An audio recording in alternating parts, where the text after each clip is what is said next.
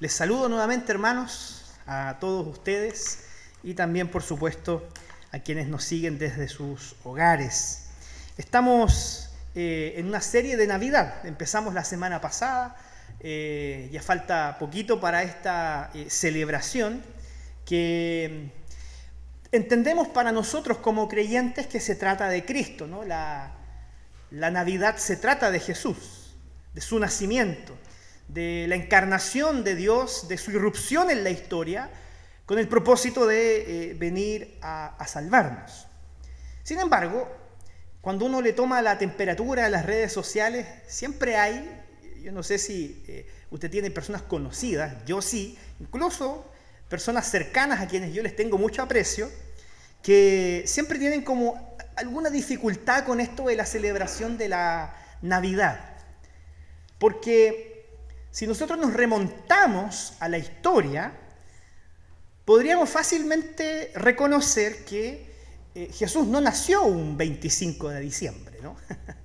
Eso está probado y existe bastante evidencia de que no fue precisamente en esta fecha en la que Jesús nació.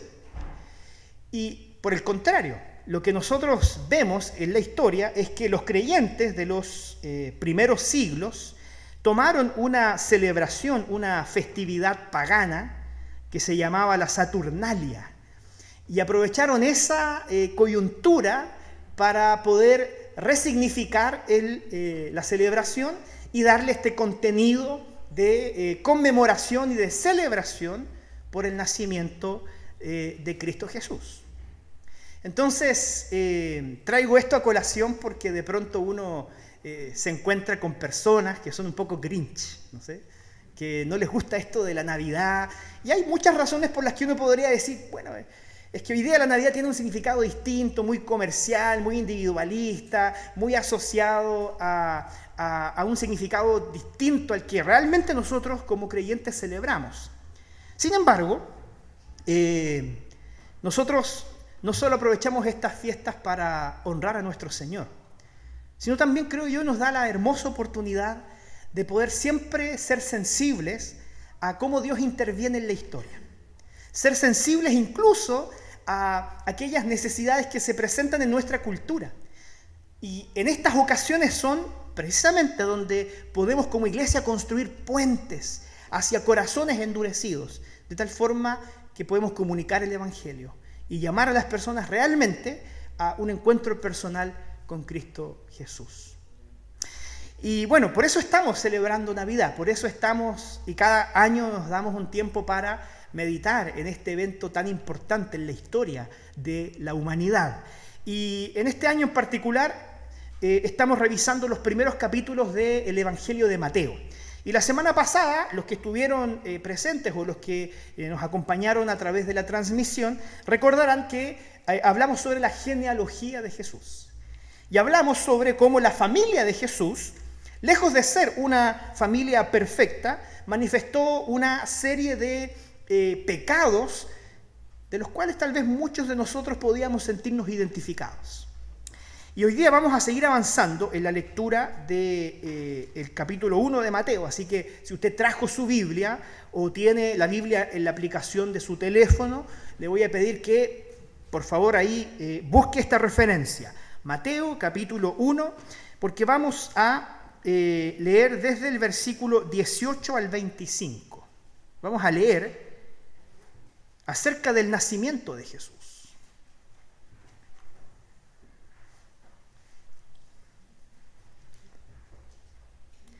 Mateo 1, 18 al 25. Así dice este texto. El nacimiento de Jesucristo fue así. Estando desposada María, su madre, con José, antes que se juntasen, se halló que había concebido del Espíritu Santo. José, su marido, como era justo y no quería infamarla, quiso dejarla secretamente. Y pensando él en esto, he aquí un ángel del Señor le apareció en sueños y le dijo: José, hijo de David, no temas recibir a María tu mujer, porque lo que en ella es engendrado del Espíritu Santo es. Y dará a luz un hijo, y llamarás su nombre Jesús, porque él salvará a su pueblo de sus pecados. Y todo esto aconteció para que se cumpliese lo dicho por el Señor por medio del profeta cuando dijo: He aquí, una virgen concebirá y dará a luz un hijo, y llamará su nombre Emmanuel, que traducido es Dios con nosotros. Y despertando José del sueño, hizo como el ángel del Señor le había mandado, y recibió a su mujer, pero no la conoció hasta que dio a luz su hijo primogénito, y le puso por nombre Jesús. Hemos oído nosotros y hemos leído esta historia muchas veces. Y a lo largo de los 13 años que yo llevo predicando Navidades acá en la iglesia, se hace más difícil encontrar nuevas aproximaciones a los textos. Pero hoy día quiero que nos enfoquemos en esta figura que el Señor le revela a José respecto de el hijo que María tenía en su vientre. Y él es el Emmanuel, ¿no? Que traducido significa Dios con nosotros. Y hoy día quiero reflexionar con ustedes sobre esto, cómo Jesús aún sigue estando con nosotros. A pesar de que este evento histórico aconteció hace muchos siglos atrás, en un contexto tal vez muy distinto al que nos encontramos hoy día, las consecuencias de ese evento cósmico siguen sintiéndose y estando presentes hoy en nuestras vidas y en nuestros contextos. Y por eso yo quiero que hagamos una pequeña reflexión acerca de esta escena que nosotros muchas veces vemos retratada, ¿no? Que es la escena de la Navidad, del nacimiento de Jesús. Porque en el texto que acabamos de leer se nos presentan los personajes principales. Y yo quiero que, en virtud de esta imagen que ustedes tienen adelante para tratar de trasladarlos a ese suceso, podamos nosotros ver lo que la Biblia detalla acerca de cada uno de estos personajes. Y lo primero que dice la Biblia en el versículo 18, dice que el nacimiento de Jesucristo fue así, y presenta el primer personaje. ¿Cuál es este primer personaje que presenta Mateo? Dice que estando desposada María. Estando ella desposada con José, antes de que se juntasen, se halló de que ella había concebido del Espíritu Santo. Si nosotros podemos trasladarnos a esta escena, vamos a descubrir que es altamente probable que María haya sido una niña adolescente, una mujer que en nuestra época no hubiese tenido aún su mayoría de edad, ni hubiese tenido permiso, por ejemplo, para conducir un auto. A esta mujer, a esta niña adolescente, el Señor le encarga una tarea, le encarga una vocación, la de criar al Hijo de Dios. Imagínense la tarea que le dio el Señor a esta niña. Concebir y criar al Hijo de Dios. Pero esto se da en un contexto muy particular, porque la Biblia dice que ella estaba desposada. Y esto es algo muy propio de la cultura de aquella época, porque antes de que dos personas contrajeran matrimonio y por lo tanto que se fueran a vivir juntas, ellos tenían un tiempo que se llamaba el desposorio. ¿Qué es lo que nosotros hoy día podemos tal vez asimilar a este periodo en que uno se compromete y realmente llega después a casarse? Es tal vez un proceso similar a eso, porque según la Biblia, el matrimonio consistía de dos cosas: del pacto y de la consumación del matrimonio. Entonces el periodo del desposorio era el periodo del pacto. Es decir, era un estado legal en el que efectivamente tú estabas en un proceso de matrimonio, donde estabas comprometida y por lo tanto tenías todas las obligaciones del compromiso matrimonial, incluido el hecho de la fidelidad, que es algo que uno esperaría todavía en nuestra época, ¿no? Que si alguien se compromete, si una mujer se compromete con un varón, incluso antes de llegar al matrimonio, esa persona se conserve en fidelidad, ¿cierto?, para no interrumpir este proceso matrimonial. En ese periodo nosotros vemos a María y vemos que se presenta esta escena. Ella estaba legalmente vinculada a José. Aún no vivían juntos, aún no habían consumado el matrimonio, pero estaban en una relación de pacto mutuo, en donde se habían comprometido a compartir su vida por el resto de los años que les correspondía vivir, y por lo tanto estaban obligados a honrar este compromiso, a honrar este pacto. Y tal vez esta historia se hace mucho más hermosa si nosotros analizamos estos procesos a la luz de la cultura de aquella época. Porque es altamente probable que María y José hayan sido personas que se conocían hace muchos años. Hayan sido una pareja que creció junta. Tal vez es altamente probable que sus familias se conocían, que iban juntos a la sinagoga y adoraban al Señor juntos como familia. Tal vez José estaba en la sinagoga y de pronto miraba para allá y veía a María y le decía, esa niña me gusta. Con ella yo estoy pensando en formar una familia. Había toda una relación de enamoramiento que es muy propia de los seres humanos. Y nosotros no podemos despojar a esta historia de este elemento tan humano con el cual Dios nos creó. Y entonces, María destaca por algo que tal vez es muy importante que recordemos hoy día. Porque María, además de ser joven, es un ejemplo para nosotros en la fe. Y esto es muy importante decirlo porque todos nosotros como reformados sabemos que María no es objeto de nuestra adoración, ¿cierto? Lo sabemos. Sin embargo, a veces, por querer distanciarnos de ese contexto de sobrevaloración y de adoración a la figura de María, terminamos subestimando el rol y el carácter de María como una mujer piadosa, como una mujer, una adolescente, soltera, que buscaba honrar y vivir para la gloria de Dios. María, hasta ese momento, manifestaba llevar una vida en santidad, preparándose de la mejor forma posible para el matrimonio, viviendo en castidad, buscando al Señor, leyendo la Biblia.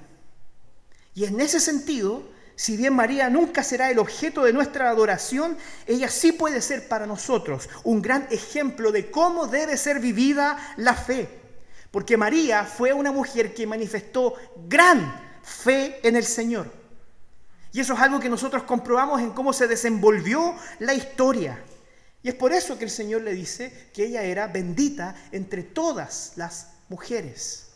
Porque fue vocacionada a un ministerio único y por el cual ella también es digna de ser reconocida e imitada en la fe. Porque ella cargó un peso que probablemente no todas hubiesen estado preparadas para cargar. ¿Y sabe cómo empezó esta historia? Ella estaba comprometida, ilusionada con su matrimonio. Imagínense, las que han pasado por ese proceso, o las que están hoy día en ese proceso, lo que es preparar su matrimonio, lo que es empezar a buscar un lugar, lo que es empezar a hacer la lista de invitados, la ilusión que produce el hecho de formar una familia, de buscar dónde vivir, de empezar a comprar cositas que te van a hacer falta, porque cuando uno sale de la casa de los papás se da cuenta de lo necesario que es un corta uñas, por ejemplo, ¿no? Uno jamás pensaría en la importancia de un corta uñas, ¿no? Pero, ¿por qué? Porque en la casa de los papás siempre hay de esas cosas. Entonces, cuando se empiezan a formar una familia propia, esos detalles empiezan a ser importantes. Y ellos estaban en ese proceso. Imagínense la ilusión de María, de haberse preparado toda su infancia para casarse con José. Y probablemente la expectativa de María era, yo me voy a casar con este hombre, que es un hombre trabajador, como lo vamos a ver después, y vamos a vivir una vida matrimonial anónima, como la de muchas parejas. Vamos a disfrutar nuestra vida, nos vamos a acompañar, yo me voy a quedar en la casa, cuidar a los hijos, voy a ir todos los días al pozo a buscar agua, mi marido saldrá todos los días a trabajar en su taller como carpintero, viviremos una vida tranquila en un poblado rural, pasando desapercibidos sin que nunca nadie en la historia nos recuerde. Probablemente esa era la expectativa de María, vivir una vida normal. Y se estaba preparando para eso.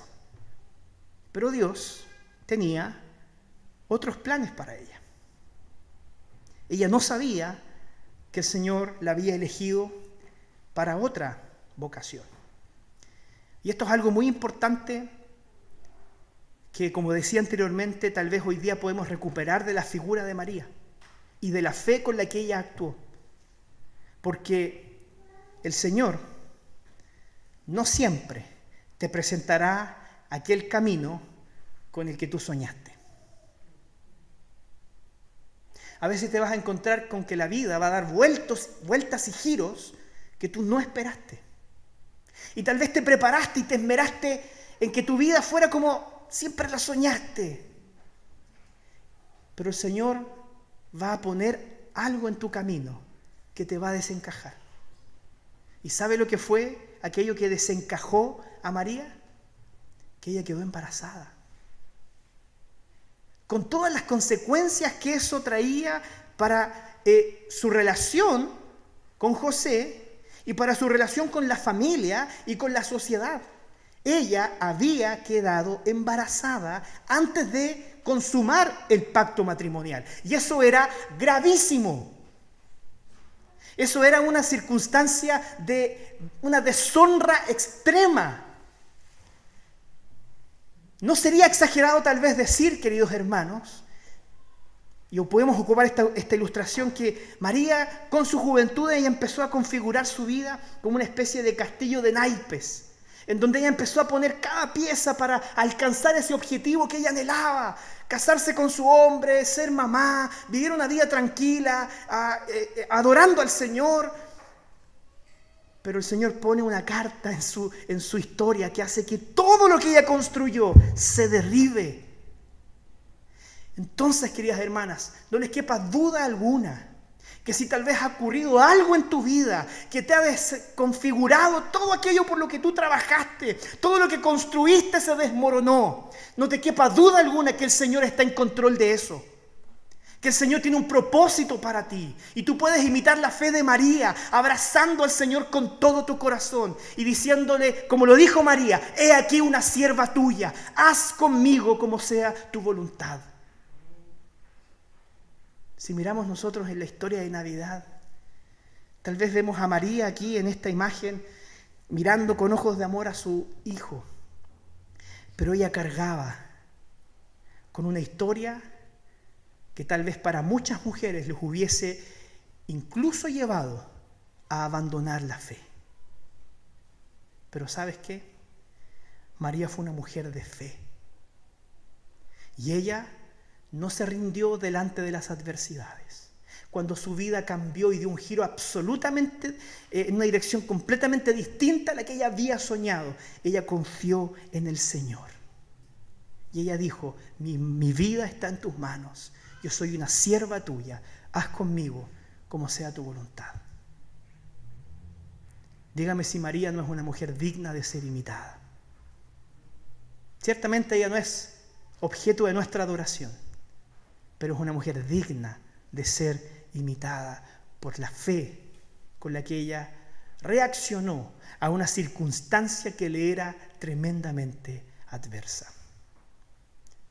Y aquello que sucedió en la vida de María puede suceder en la suya también. Confíe, descanse en que el Señor guiará sus pasos. Usted siga buscando al Señor, siga buscando ser una mujer piadosa, siga buscando una relación personal con su Dios, siga construyendo su vida sobre aquellos valores que el Señor nos enseña en su palabra. Y aun cuando tú veas que el castillo de naipes que construiste sea derribado, el Señor te sustentará y Él te consolará, porque tiene propósitos más grandes para ti de los que tú te puedes imaginar. Pero esto no solo ocurrió con María. La segunda persona que nosotros vemos presentada en este texto aparece en el versículo 19. José. Versículo 19, comienza su nombre, José, su marido. Cuando se enteró que su esposa estaba embarazada, aquí añade una parte que no quiero obviar. Dice, como era justo y no quería infamarla, quiso dejarla secretamente. José era un hombre justo. Probablemente en esta historia de amor entre José y María podríamos descubrir que José era un hombre amoroso, un hombre bondadoso, un hombre fiel, un hombre trabajador, ese hombre con quien uno espera que su hija se case. Los que tenemos hija, sabemos que uno espera que nuestra hija encuentre un hombre que ojalá sea como José, así, justo, bondadoso, amoroso, sensible, ¿cierto? Que sea todo lo que un padre quiere ser para su hija. Y José era tal vez ese prospecto de un hombre que cualquier mujer anhelaría tener como esposo. Un hombre caballeroso. ¿Sabe cómo llegamos a esa conclusión? Porque cuando él se entera que María estaba embarazada, por supuesto que él no iba a creer de inmediato que esto había sido un milagro. Lo más lógico era creer que ella había adulterado, que ella había estado con otro hombre. Y fíjense, como José amaba a María, él hubiese podido vengarse, pero dice que no quería difamarla, y es por eso que la abandona en secreto. Para que nadie se entere de este gran escándalo, de esta olla que podía destapar un montón de situaciones muy complejas para María. Entonces, esta es la situación de José. Él estaba también ilusionado con compartir su vida con María. Él estaba enamorado de ella. Habían ya acordado con las familias cómo se iban a casar. Tal vez él estaba ahorrando dinero para construir su casa, para adornar su casa. Tal vez él estaba en su mente soñando con los hijos que tendrían. Y lo que nosotros vemos es que también, al igual que a María, el Señor le presenta un escenario completamente diferente. ¿Y sabe por qué este escenario se lo presenta a José? Porque el Señor sabía que él estaba preparado para enfrentar esto. Porque el matrimonio, a pesar de que José era un hombre joven también, el matrimonio no es para los niños. El matrimonio es para los hombres. Para aquellos que asumen compromisos. Para aquellos que asumen responsabilidades. Para aquellos que asumen que a veces en la familia y en el matrimonio no todo sale como uno piensa, pero somos obligados por el Señor a perseverar y a cuidar de nuestras familias. Como yo les dije anteriormente, probablemente ellos se conocieron desde pequeños, habían crecido juntos, y en algún momento José tuvo la valentía de pedirle la mano a María y ir donde su familia y pedir la bendición de sus padres para formar una nueva familia. Y él estaba preparando su boda. Él estaba mandando cartas a sus familiares para invitar, porque las fiestas de matrimonio judía eran una semana entera. Estaban pidiendo que engordaran algunos animales, habían mandado a pedir vino para que no faltara en la fiesta, estaba haciendo todo preparado. Y el Señor le presenta una noticia devastadora. Tu novia está embarazada. Tu novia está embarazada. Yo me imagino a José diciendo, ¿cómo es posible esto? Si con María estábamos enamorados. Si ella era una mujer piadosa que buscaba al Señor, adorábamos juntos al Señor en la sinagoga, ¿cómo es posible que ella hubiese caído en esto? Y yo me imagino que él fue a su casa devastado por esta noticia, y él empezó a mojar su almohada, empezó a llorar desconsoladamente porque él veía que su vida estaba yéndose por el despeñadero. Y él incluso, y esto es una absoluta especulación mía, ¿no? Él se queda dormido de pura pena, llorando y lamentando su situación. Finalmente él se rinde a su cansancio, se queda dormido y el Señor se le aparece en el sueño. Y le dice: José, hijo de David, no temas recibir a María tu mujer, porque lo que en ella es engendrado es del Espíritu Santo. ¿Qué harían ustedes, caballeros? ¿Qué harían ustedes si el proyecto familiar que diseñaron y aquel libreto que ustedes escribieron para sus familias, el Señor se los cambia por otro? José podría haber hecho eco de lo que dice Levíticos 20 y Deuteronomio 22, que enseñaba la ley de Moisés que aquel, puede ser un hombre o una mujer, que cometía adulterio durante el periodo de desposorio, incluso se le podía aplicar la pena de muerte. Casi nunca esto ocurría, pero era potencialmente un derecho que José podría haber ejercido sobre María. Pero lo que nosotros vemos es que él, lejos de querer vengarse, va a su casa, la quiere dejar secretamente, está pensando en cómo hacer el menor ruido posible para que María salga lo menos dañada posible, y el Señor se le aparece. Un ángel le viene a explicar que lo que había sucedido era un acto milagroso. En sueños el Señor le dice a José que las leyes de la naturaleza no están escritas con tinta para Dios, que Él puede venir y hacer cosas de una manera distinta a como nosotros las percibimos. Por eso creemos que Dios puede hacer milagros. Por eso nosotros creemos que Dios puede intervenir sobrenaturalmente y milagrosamente en nuestro alrededor. Porque así como vimos que el Señor sanó ciegos, que el Señor levantó muertos, creemos que también Él pudo haber enviado a su Hijo de esta manera milagrosa. Y José es invitado a abrazar esto por la fe. Y es por eso que también la fe de José es una fe digna de ser imitada. Y esto también es algo que nos enseña a nosotros los varones. Si vamos realmente a estar dispuestos a amar y guiar a nuestras familias a pesar de todo. Porque yo se lo expliqué en la introducción. José y María tenían compromisos legales. Ellos no habían consumado el matrimonio, pero ya habían entrado en una relación de pacto, con obligaciones mutuas. Y José estaba queriendo abandonar el pacto matrimonial por causa de la situación que se presentó.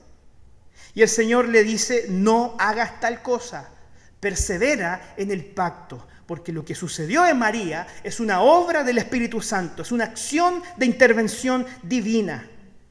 De alguna forma, el Señor estaba invitando a José a que tuviera esa actitud de amar y de guiar a su familia, aun cuando las cosas no hubiesen salido como Él las previó.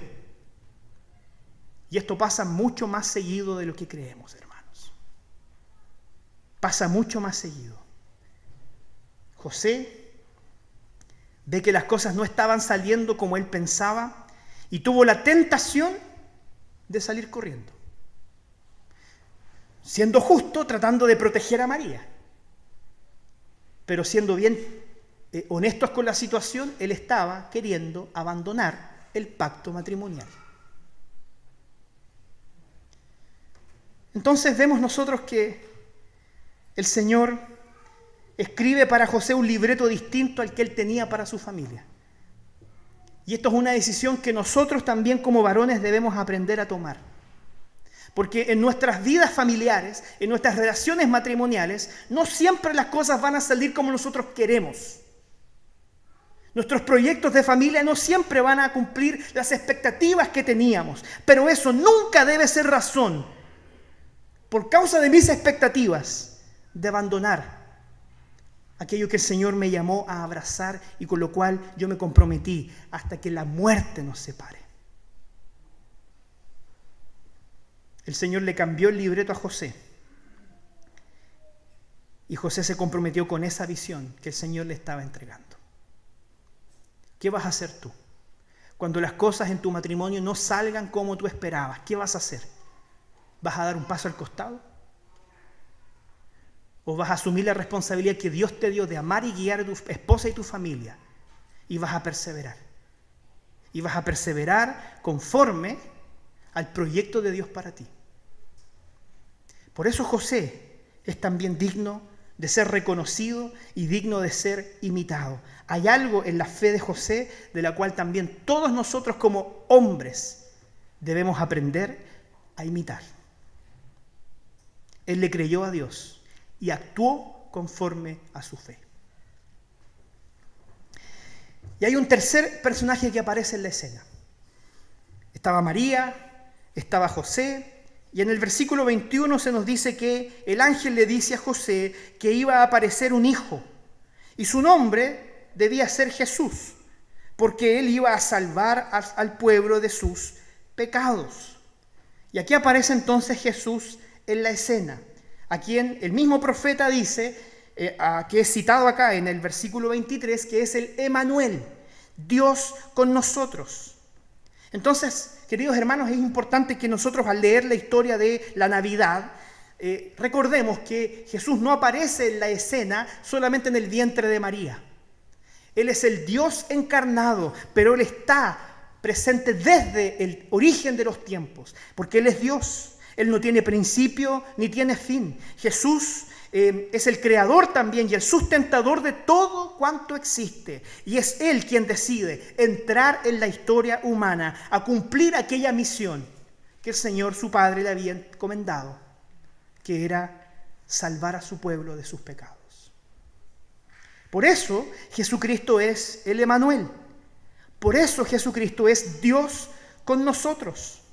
Por lo tanto, cuando en la temporada de Navidad cantamos villancicos, o nos regalamos tarjetas navideñas, o hacemos intercambio de regalos, debemos recordar y aceptar la verdad que todo esto se trata de Jesús, de que Él es Dios y de que Él, siendo Dios, está con nosotros. No existen muchos dioses, no existen muchos caminos para alcanzar la salvación. Existe solo un camino que Dios mismo pavimentó, y el nombre de ese camino es Cristo Jesús. No hay otro nombre revelado a los hombres en el que podamos ser salvos, solo a través de aquel niño que nació en un pesebre, que vivió la vida perfecta que tú y que yo no pudimos haber vivido, y que murió la muerte que tú y yo debimos haber experimentado, para que a través de eso tus pecados fueran perdonados y que hoy día tú tengas vida eterna. Ese es Jesús, y ese es el significado de la Navidad. Jesús vino a mostrarnos salvación, a salvarnos de la muerte y del pecado, a decirnos que todos necesitamos ser salvos. Y Jesús pasó a ser el objeto de la adoración de su madre María y de su padre José. Jesús pasó a ser el objeto de adoración de sus hermanos, que posteriormente le fueron nacidos de la relación matrimonial entre José y María, así como todos sus discípulos y aquellos que sus ojos fueron abiertos a la verdad de que solo en Él hay salvación. Que solo en Jesús podemos librarnos de las consecuencias de nuestro pecado, que son las llamas del infierno.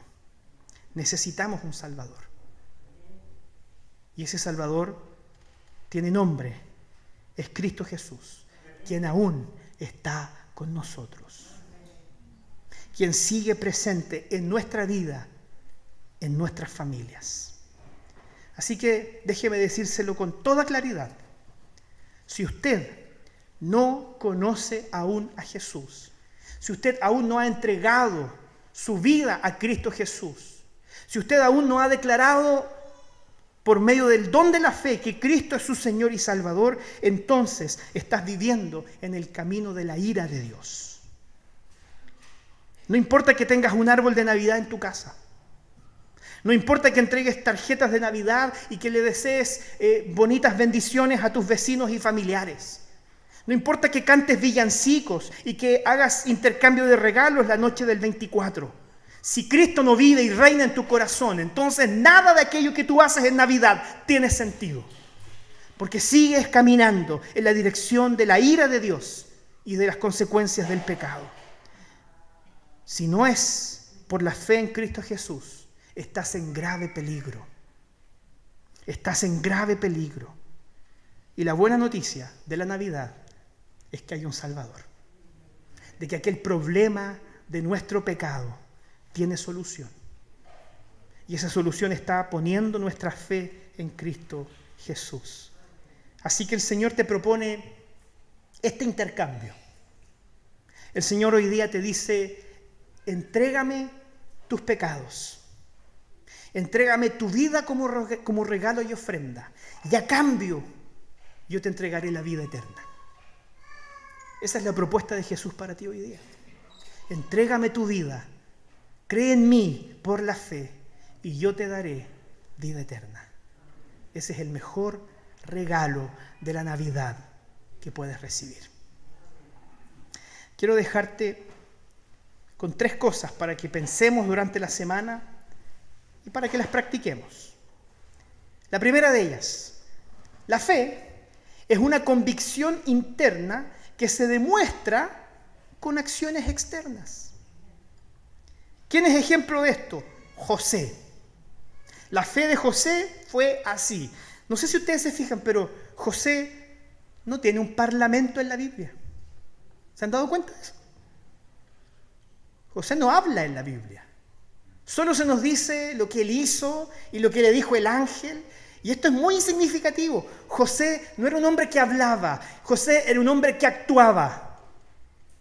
Era un hombre de fe que actuaba conforme a sus convicciones. A veces no es necesario hablar solamente. A veces basta con actuar. Y José fue ese tipo de hombre. Un hombre que hacía aquello que creía. Y no solo se quedaba en bonitas palabras y en buenas intenciones. Lo que me encanta de José es que él no habla mucho, pero hace bastante. Segundo, usted puede confiar en la palabra de Dios. Porque lo que nosotros vemos en la historia de Navidad es que la palabra de Dios, que es la Biblia, es completamente verídica porque cumple aquello que anuncia. La palabra de Dios es verdad. Y cuando ella habla acerca de Jesucristo y habla de que un profeta hace 700 años atrás de este evento anunció que este hijo nacería de una virgen, este evento viene a cumplir aquello que es la verdad y la voluntad de Dios. Jesús entra en la historia y Jesús salva a sus escogidos. El Señor cumple sus promesas. Y por lo tanto, todas aquellas promesas que el Señor ha hecho en la palabra, en su palabra, en la Biblia, para ti, no te quepa duda alguna que el Señor las cumplirá. Y por último, Dios se ha identificado con nosotros para que nosotros podamos también identificarnos con Él. Eso significa que los problemas que Jesús atravesó como niño, porque Él fue niño también, que los problemas que Él tuvo siendo adolescente, porque Él también lo fue, que las dificultades que Él enfrentó en su juventud, porque también fue joven, porque las luchas y pruebas que el Señor enfrentó ya en su adultez, porque también fue un hombre adulto, que tuvo que hacerse cargo de su vida y tener responsabilidades, todas aquellas cosas que de una u otra manera tú has enfrentado en tu vida, el Señor las vivió también. Él entró en la historia para identificarse con tu dolor, para identificarse con tus circunstancias y para decirte que tú puedes identificarte también con Él. Porque Él te ha ofrecido vida eterna y salvación. Jesús no es un Señor ni un Salvador que no pueda compadecerse de nuestras debilidades, porque Él las experimentó en carne propia. Y podemos ir a Él y efectivamente comprobar que Él es un Dios que nos entiende. Ningún otro Dios ofrecido en el mundo tiene esta cualidad, solo Jesucristo. ¿Qué te parece si inclinamos nuestro rostro y oramos al Señor? Querido Dios, te damos gracias porque tú enviaste a tu unigénito Hijo, al Señor Jesucristo, para que Él fuera el Emanuel, para que Él estuviera con nosotros, para que Él siga estando con nosotros y así mostrarnos, Dios, que tú no eres un Dios lejano y distante, que tú, Señor, no eres un Dios desinteresado, estás en nosotros y vives entre nosotros, en cada uno de nosotros. Yo te pido, Señor, que también tú le puedas revelar esta verdad y esta hermosa noticia a aquellos que no te conocen.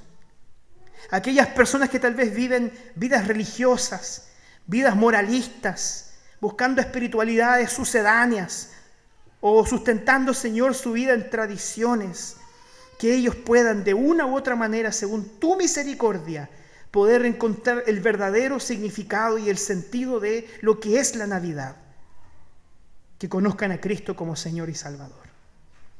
Te pido que tu Espíritu Santo pueda darles aquella fe que tenía María y que tenía José, para que a través de esa fe puedan confiar y obedecer, para que a través de esa fe puedan creer y actuar.